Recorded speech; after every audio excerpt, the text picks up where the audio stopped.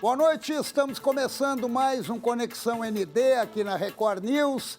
E como hoje é terça-feira, é meu dia de trazer uma convidada para um bate-papo bem descontraído e bem esclarecedor. E hoje nós vamos entrar um pouco na linha da economia. Eu vou conversar com Isabel Baggio, presidente do Banco da Família. Boa noite, Isabel.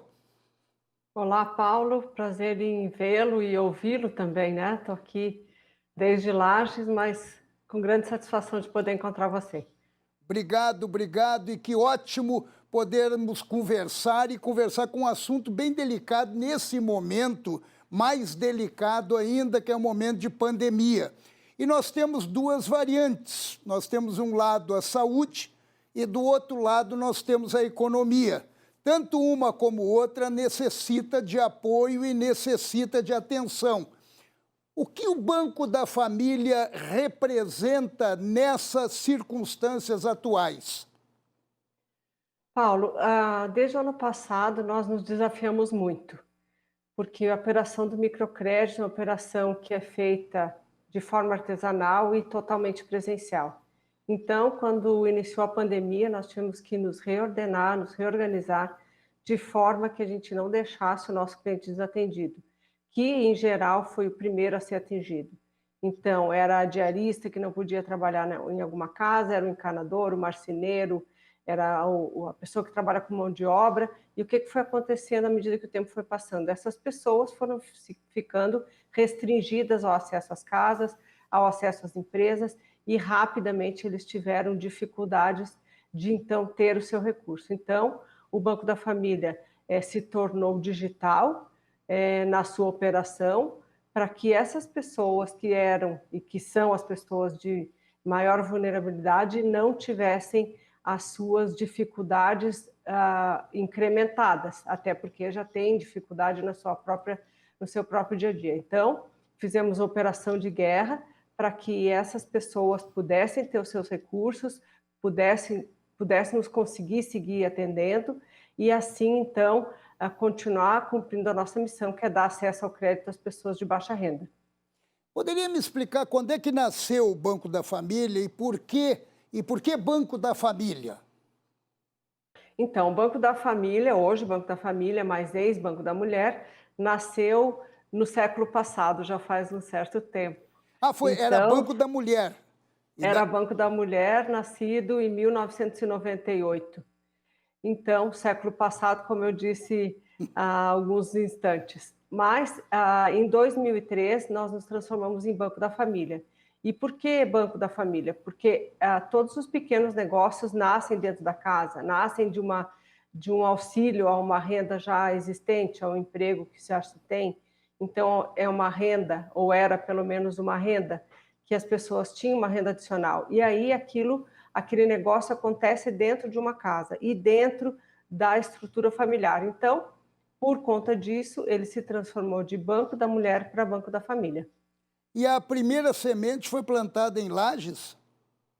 Sim, a primeira semente foi plantada em Lages a partir de uma preocupação que a associação empresarial tinha naquela época, onde nós constatamos que as pessoas de baixa renda tinham pouco acesso ao crédito, ou praticamente nenhum.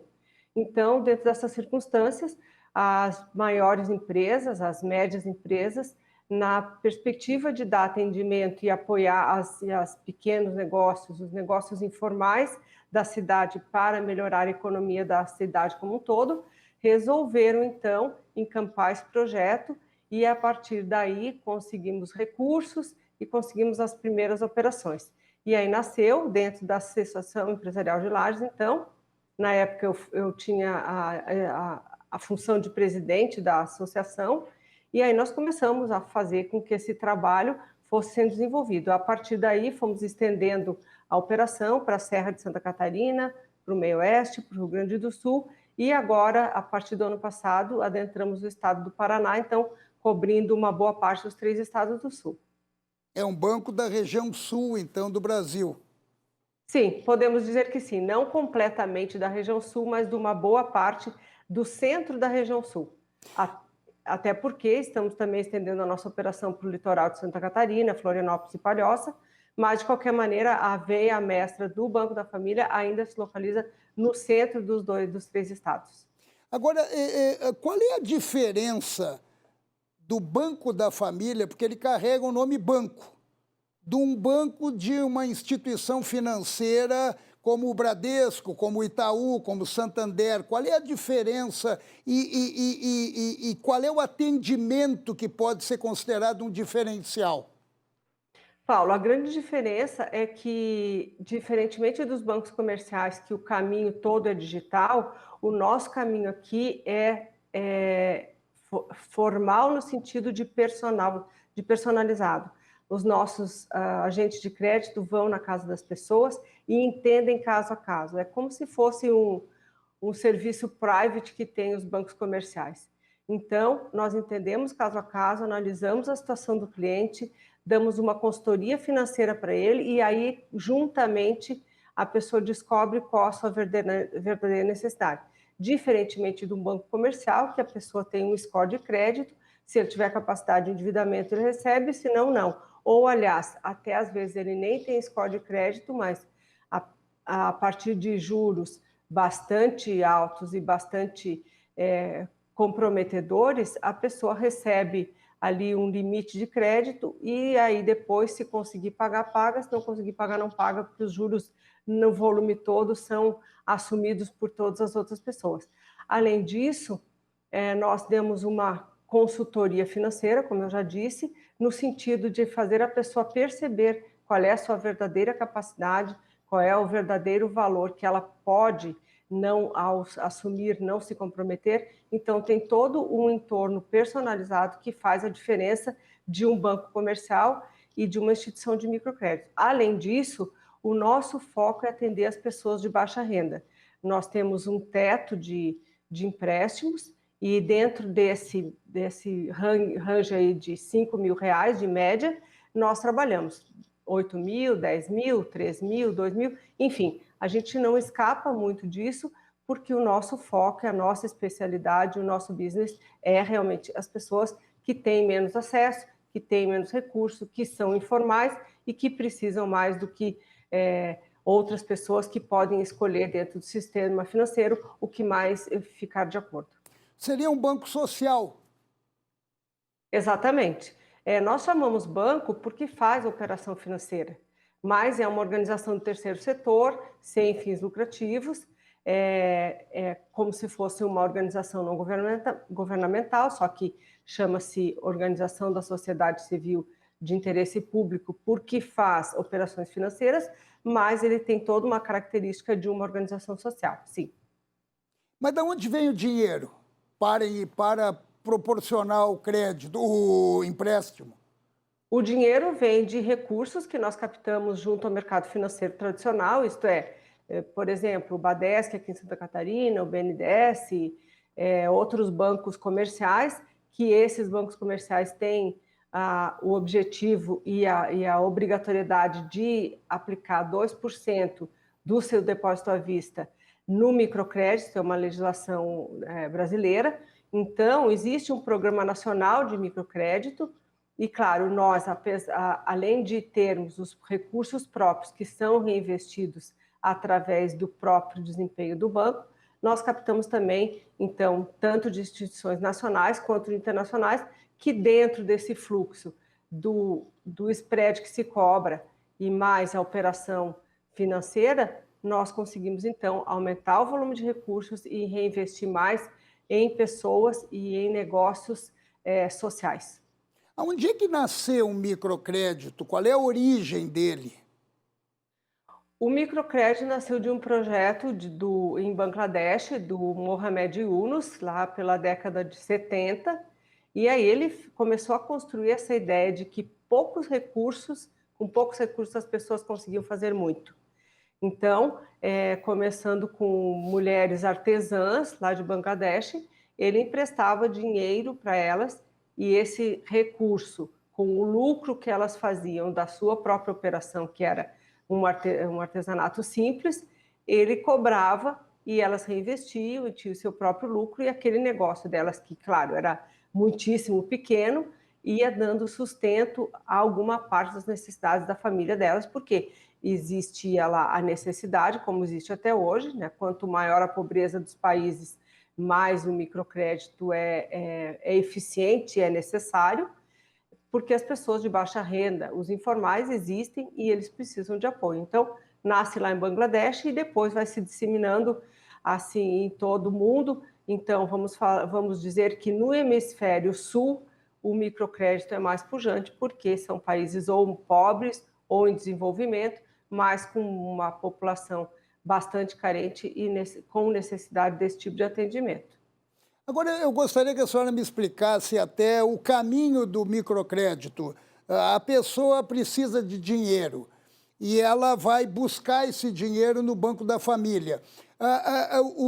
Qual é o procedimento que ela tem que tomar?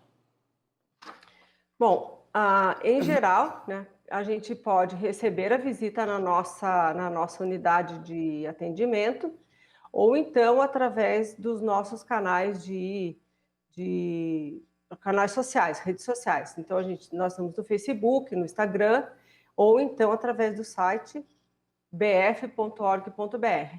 Nós temos operação nesses 3 estados do Sul, e então é só procurar pelas redes sociais que a gente logo pode atender. São bons pagadores?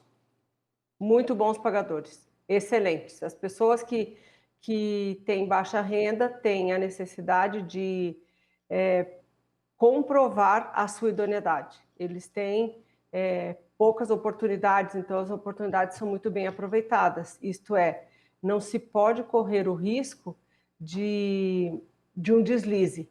Então as pessoas são muito pagadoras e como o microcrédito dá uma atenção, por exemplo, para um catador de lixo que compra uma casa, que faz uma reforma de uma casa e consegue ter dignidade de morar naquele espaço, aquilo se torna quase totalmente um compromisso, uma necessidade de cumprir, porque ele fica grato àquela oportunidade que ele não teria em qualquer outro espaço. Nós estamos enfrentando uma pandemia há mais de um ano, nós estamos numa situação extremamente delicada, as pessoas estão tendo necessidade de acesso a recursos, muitas perderam o seu salário, outros perderam o seu negócio. Aumentou o microcrédito em Santa Catarina? Aumentou bastante. Aumentou de forma que as pessoas tiveram menos acesso, tiveram mais dificuldades, mas, por outro lado, também as pessoas ficavam preocupadas em deixar de pagar. E essa situação em deixar de pagar também se tornou uma preocupação. Mas o microcrédito foi buscado e foi uma das possibilidades que as pessoas têm conseguido atravessar toda essa crise.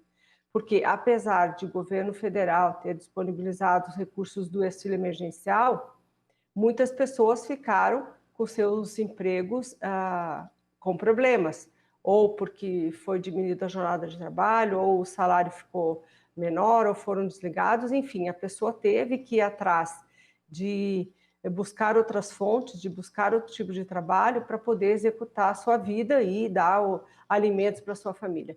Então, o microcrédito foi procurado sim, e nós, do estado inteiro, que temos aí uma rede de cobertura de 100% do estado por várias organizações de microcrédito, nós tivemos um papel, estamos tendo ainda um papel muito importante, que é dar guarida e dar apoio para essas pessoas que estão realmente passando por dificuldades.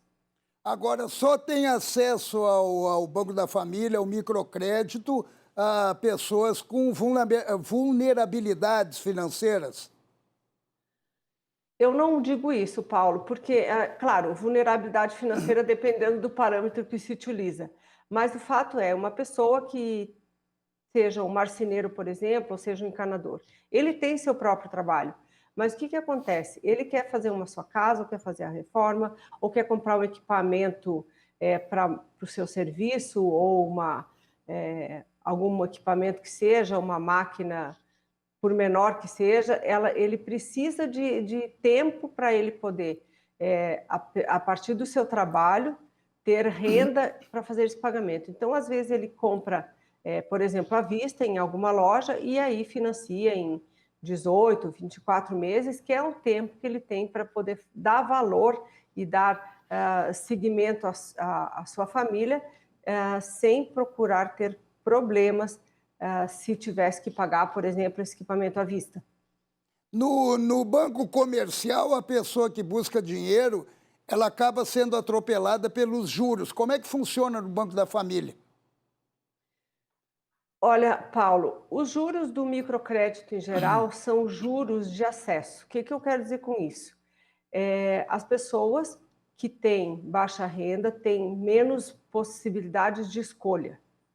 E dentro dessa escolha e dentro de um custo que é alto, que significa, por exemplo, numa cidade como Lages, ou Joinville, ou Florianópolis, onde a pessoa está a 10 quilômetros ou 8 quilômetros do centro da cidade, onde é a sede da instituição de microcrédito, do Banco da Família, por exemplo, e o agente de crédito tem que se deslocar até um bairro que esteja nessa distância, fazer uma consultoria, ficar lá 1 hora e meia, 2 horas, analisando com a pessoa a sua capacidade de endividamento, para depois chegar à conclusão de quanto a pessoa vai poder ter direito e capacidade de pagar, isso é um custo alto. E esse custo tem que ser pago pela própria taxa. Então, eu diria, essa taxa não é exorbitante, não é, por exemplo, o juro de uma financeira dessas que a gente encontra aí pelas ruas, mas não é uma taxa tão subsidiada por conta do custo operacional que o microcrédito tem intrinsecamente. O que ele faz com o dinheiro é um problema dele. Ou o banco orienta o que ele vai fazer com o dinheiro? Em geral, quando ele busca o recurso, ele tem um plano. Nesta discussão com o agente de crédito, esse plano é avaliado de forma muito simples, é claro, mas é avaliado. Às vezes ele quer comprar uma coisa e ele se engana um pouquinho nesse orçamento e o agente de crédito lhe aconselha, compre em partes ou compre esse item primeiro e o outro depois. Então, de uma forma ou de outra, tem um acompanhamento. E ao longo do decorrer do empréstimo, quando ele já tem aí um certo tempo, a cada período o agente de crédito faz um contato com ele para entender o processo, para saber se as coisas estão indo bem, se ele não quer mais uma orientação, algo nesse sentido, de forma que ele se sinta acompanhado e se sinta observado e cuidado pela instituição de microcrédito.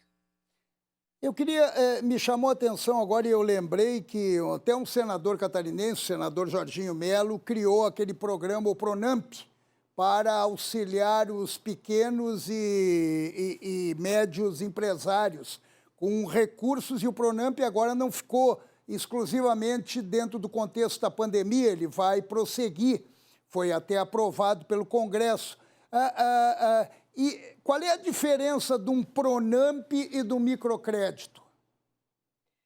O Pronamp é um projeto bastante audacioso do governo federal, sob a liderança do senador Jorginho, mas ele está destinado a pessoas que têm uma estrutura formal, que não é o caso da maioria dos clientes do microcrédito. A maioria dos clientes são informais, então eles não têm acesso a essas linhas de crédito, que são bastante positivas, que fazem muito bem, que estão aí ainda, né, entre liberações e suspensões desde o ano passado, existindo ou não, mas de qualquer maneira beneficiou muitas pessoas.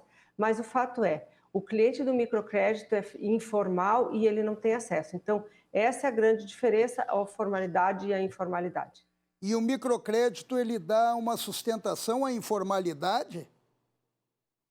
Paulo, eu diria assim, os passos, a gente não pode atropelar a economia de uma forma onde a gente queira ser muito, não diria sonhador, mas antecipando as coisas.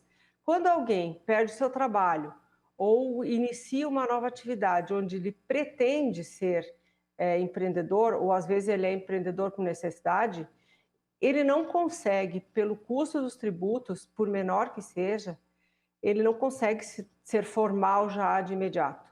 Então, a formalização de alguém que se insere no mercado de trabalho como um autônomo vem ao longo do tempo, ao longo da maturidade, ao longo do aprendizado dele, ao longo da segurança que ele possa ter. Então, alguém que é encanador, ele presta serviço numa casa ou noutra e, de repente, aparece uma empresa, pequena que seja, que precisa de uma nota fiscal. Bom, aí chegou a hora dele pensar numa formalização ou não. Bom, a primeira vez ele vai na prefeitura, pega uma nota fiscal, depois passa uns dias, ele presta um serviço e ele vai ao longo do tempo, então, sendo conduzido e induzido à formalização. Então, nesse processo todo é que entra o microcrédito. Muitas vezes nós financiamos a formalização de alguém, só que esse processo não é um processo que vem repentinamente que é necessário. É necessário sim, mas no tempo dele, na maturidade dele e no crescimento do pequeno negócio. As coisas funcionam assim, a gente não pode interromper um fluxo que é natural e que tem o seu tempo. Então, a gente coopera com isso, acompanha ele e, claro, quanto mais rapidamente ele se formalizar, melhor para a estrutura toda do país e para ele próprio. Só que a gente não pode fazer as coisas andarem numa velocidade que não é a da pessoa. A senhora falou que esse dinheiro vem do Badesc, vem do BRDE, 2%, é uma lei, 2% acaba alimentando o microcrédito. Esses recursos estão aumentando ou eles, de repente, reduzem? Olha, Paulo, depende da política de cada instituição. Tem instituições que entendem que tem um papel social mais relevante, eles dão mais importância e canalizam isso de forma mais rápida. Tem outras que nem tanto. Então, o ano passado, nós tivemos, todo o microcrédito do Brasil teve dificuldade de acesso ao crédito, tanto quanto as pessoas físicas. Então, algumas, inclusive, das nossas organizações tiveram problemas de recursos para seguir emprestando. Então, também foi um desafio. Então, precisa ter uma instituição com sustentabilidade, com boa liquidez, com uma gestão bastante cuidadosa, olhando a governança, porque senão nós somos quase, em relação ao sistema financeiro, como o nosso cliente é em relação ao grande cliente. Essa equivalência mostra que nós somos vistos da mesma maneira. Então, em geral, o Brasil tem uma política de microfinanças, mas que precisa ter ainda bastante ajustes, porque como é cuidada por vários departamentos, por várias esferas do governo, ela não está concentrada toda numa secretaria ou no ministério. Um pouco o Ministério da Justiça cuida, o Ministério do Trabalho cuida, o Ministério da Economia, então nós ficamos, às vezes, um pouco soltos no sistema financeiro, apesar do trabalho importante que nós realizamos. Era exatamente isso que eu queria lhe perguntar, sobre a cultura do microcrédito junto ao governo. O que tem que mudar para até evoluir? Porque, de repente, acontece o que aconteceu, fica sem recurso suficiente para dar um atendimento. Mas eu gostaria que a senhora me respondesse isso daqui a pouquinho, que a gente vai fazer um intervalo rapidinho e nós já voltamos. E obrigado por nos acompanhar aqui na Record News, no Conexão ND. Daqui a pouco nós voltamos com Isabela Baggio, presidente do Banco da Família.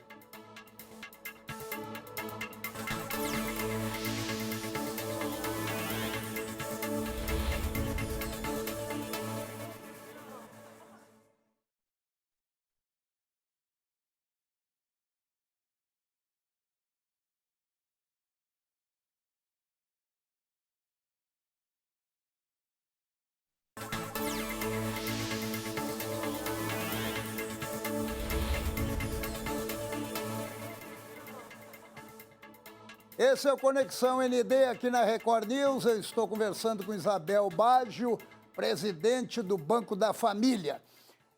Isabel, como eu lhe perguntei agora há pouco, o que tem que mudar na legislação, qual é o caminho ainda que tem que ser perseguido para fortalecer o microcrédito no Brasil?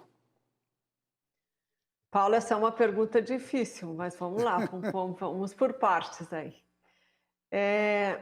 O microcrédito brasileiro perpassou, começa lá pelos final dos anos 90. Então, nós estamos aí, o Banco da Família é uma organização que este ano estará fazendo 23 anos, é uma das mais antigas do país. Então, nós já passamos por diversas políticas de governo, independentemente dos governos que passaram. Iniciamos aí com a legislação que fazia parte do governo Fernando Henrique, passamos pelo governo Lula, governo Dilma e agora estamos no governo Bolsonaro. Independentemente de quem foi o principal gestor e de a quem pertencia no aspecto político-partidário, essa legislação, ao meu ver, e falo também em nome das demais organizações, não teve a devida importância. E eu falo devida importância porque só o fato de pertencer a vários ministérios ou secretarias e ninguém ser dono do processo causa bastante desconforto e desatenção. A gente percebe desatenção do setor por conta de que, conforme o tema, nós estamos ligados a um e outro. Então, tudo isso desarticula e desestabiliza uma operação que poderia ser estruturada. Bem, nós não estamos sobre a observação do Banco Central, mas todas os nossos órgãos financeiros estão sob a observação do Banco Central. Então, a observação é a seguinte: como vamos emprestar, como nós, banqueiros, vamos emprestar para organizações do terceiro setor que são sem fins lucrativos e que, por conceito, não têm proprietários, não têm donos, não tem quem se responsabilize. Então, o conceito jurídico, institucional e legal do terceiro setor, e aí vem junto toda uma carga de terceiro setor, onde por muitos e muitos anos teve a malversação do dinheiro público.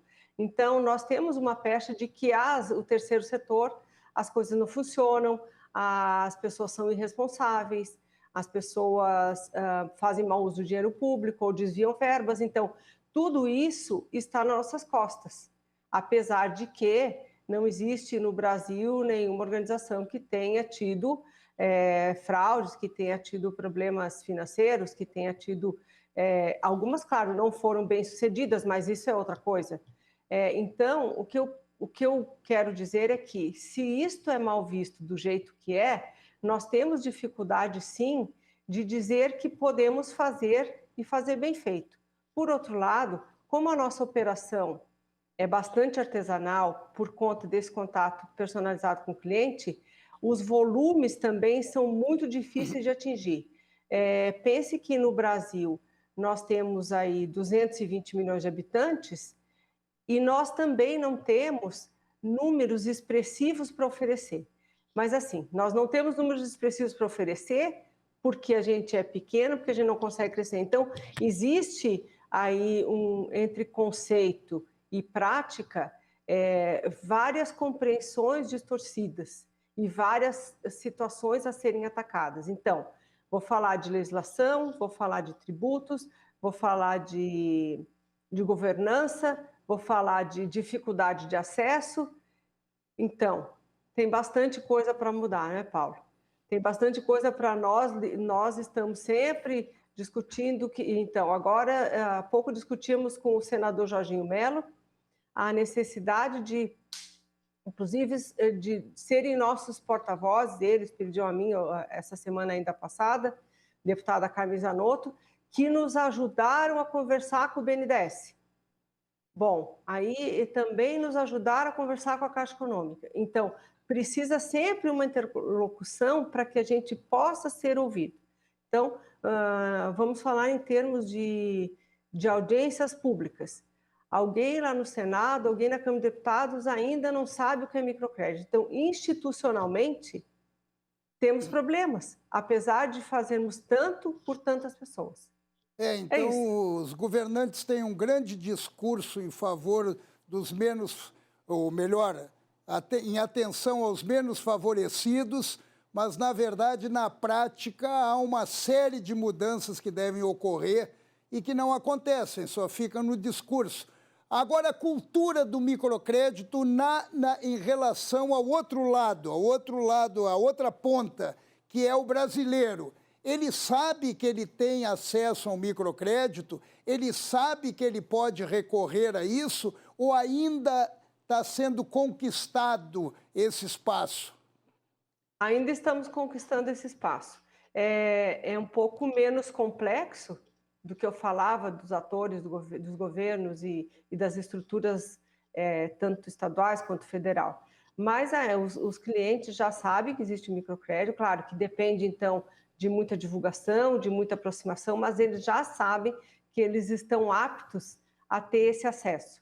Claro que tudo depende de análise de crédito, obviamente, né? Não é concedido crédito para quem não pode receber, porque aí nós oneramos as instituições e aí nós não temos números adequados para passar para os nossos fundadores e aí começa, então, uma espiral invertida. Mas o fato é, as pessoas, sim, têm conhecimento, sabem que o microcrédito existe, sempre precisa divulgar mais, obviamente que sim, mas essa etapa de sermos desconhecidos já passou. A senhora falando agora que fica cada um tem uma responsabilidade, acaba não concentrando. O Banco Central, a autonomia do Banco Central não significa nada para o Banco da Família, por exemplo. Não, porque nós não somos ligados ao Banco Central. Quem supervisiona a nossa operação é o Ministério da Justiça, através de monitoramento dos nossos trabalhos. Então, o Banco Central não se envolve nas operações de microfinanças, porque, como eu disse anteriormente, ainda em termos de números absolutos no Brasil, ainda não são números tão significativos a ponto de o Banco Central fazer essa supervisão. Desde a origem, lá no Fernando Henrique Cardoso, ficou no Ministério da Justiça? Primeiro ficou no Ministério do Trabalho, combinado com o Ministério da Justiça. Agora existe uma Secretaria da Pequena e Microempresa que também faz algumas ações. Então, vamos falar Ministério do Trabalho, Ministério da Justiça e Secretaria Nacional da Micro e Pequena Empresa. É porque fica difícil de entender o que o Ministério da Justiça tem a ver com microcrédito. Pois é, nós às vezes também não entendemos. Porque fica complicado de entender e não tem como fazer um trabalho, porque isso é importante no campo social, é fundamental até para estimular as pessoas, porque com acesso financeiro elas podem evoluir no trabalho delas, elas podem acrescentar no trabalho delas. Não existe um movimento, de repente, nacional de bancos de microcrédito para chegar no Congresso e mudar essa legislação para ser mais favorável? Sim, Paulo, nós fazemos um trabalho também junto à Associação Nacional, que é liderada pela uma associação chamada Abicred. Então, nós temos aí o assento, nós somos associados, o Banco da Família é associado, só que como tem estados que não têm um microcrédito de uma cobertura tão plena quanto Santa Catarina, nós estamos sempre começando e buscando apoio no Fórum Parlamentar Catarinense, que tem sido nosso parceiro. Então, é a partir do fórum que nós temos conseguido alguma ação de forma nacional. E aí os nossos deputados, senadores, estão atuando junto aos seus parceiros para a gente conseguir, em algumas circunstâncias, sensibilizar os órgãos superiores para ter um olhar mais concentrado, mais focado e mais adequado para que a gente consiga se adaptar e consiga crescer. Qual é a nossa localização em termos de Brasil no que se refere ao microcrédito? A Associação Estadual que congrega os CIPs que operam em Santa Catarina, principalmente, alguma coisa no Rio Grande do Sul e, como nós, um pouco no Paraná, é uma fatia de em torno de 20% das operações nacionais de instituições de microfinanças. Nós estamos liderando aqui em Santa Catarina, Sim, somos líderes em Santa Catarina. até por causa Por desses... essa cobertura, por ter sido uma política de governo, desde o governo Esperidião Amin. Então, isso prova que é uma ação que deu certo, né? Sem dúvida nenhuma, é uma ação bastante relevante, bastante importante e que é exemplo para o Brasil inteiro. O microcrédito trabalha em paralelo com o juro zero, não? O microcrédito opera o juro zero em Santa Catarina. Somos nós que operamos o juro zero. Ah, o microcrédito que opera... Então, tá... E exatamente numa fatia que mais precisa de um apoio financeiro. Exatamente. Toda a operação do juro zero que aconteceu desde 2011, quando começou o programa, foi operada pelas OCIPs, tem sido operada pelas OCIPs de microcrédito. Para você ter uma ideia, Paulo, e os telespectadores, existe um número bastante importante que eu quero compartilhar com todos, que nos valores acumulados desde 1998, 97, que foram as primeiras OCIPs de Santa Catarina, já foi aplicado em microcrédito praticamente 4 bilhões de reais ao longo desse período, por todas as organizações de microcrédito. Opa, isso é um dado bem interessante. E a tendência é aumentar? Bom, eu espero que sim, né? Porque é claro que lá nos primeiros anos as operações eram mais lentas, as organizações estavam crescendo, estavam buscando a sua robustez, então esses números foram se ampliando ao longo do tempo.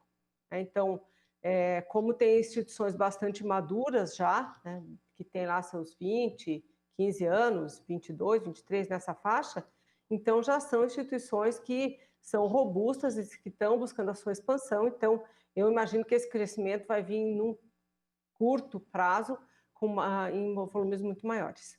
E as instituições comerciais, os grandes bancos, eles não interferem, eles não criam uma concorrência desleal? Eu vejo que os bancos comerciais não interferem. Vamos dizer que talvez em parte com alguém que tenha alguma possibilidade de ter um cheque especial, por exemplo, ou um cartão de crédito, mesmo assim os juros são exorbitantes. Por que isso? Porque como o microcrédito é uma operação muito peculiar, os bancos, e muito custosa para quem opera, os bancos comerciais que estão caminhando, isso eu não digo que a gente também não esteja caminhando por esse rumo, porque necessariamente nós vamos ter que entrar, já estamos entrando de forma bastante cuidadosa no mundo da tecnologia, no mundo digital, de bancos digitais e tudo mais. Ainda os bancos comerciais estão apostando na distância e ainda nós estamos no tempo da proximidade física, eu diria. Claro que a pandemia mudou bastante o nosso modus operandi, mas de qualquer maneira, às vezes, por exemplo, nós, o ano passado, ainda esse ano, a gente está contratando empréstimos através de, algumas vezes, de vídeo gravado, porque a pessoa precisa do recurso e a gente tem que fazer aí uma conversa onde ela assuma, por exemplo, aquele empréstimo. Então, a gente faz de forma bastante criativa, claro, não é dessa forma que é a maioria das nossas operações, mas, enfim, para que esse cliente seja atendido, a gente busca de uma forma muito criativa, eu diria assim, que a gente consiga tanto ter a segurança do crédito, quanto ter a rapidez do atendimento da necessidade. Então, os bancos comerciais não fazem isso. Eles, através de um aplicativo, eles liberam recurso e o contato se suspende nessa circunstância.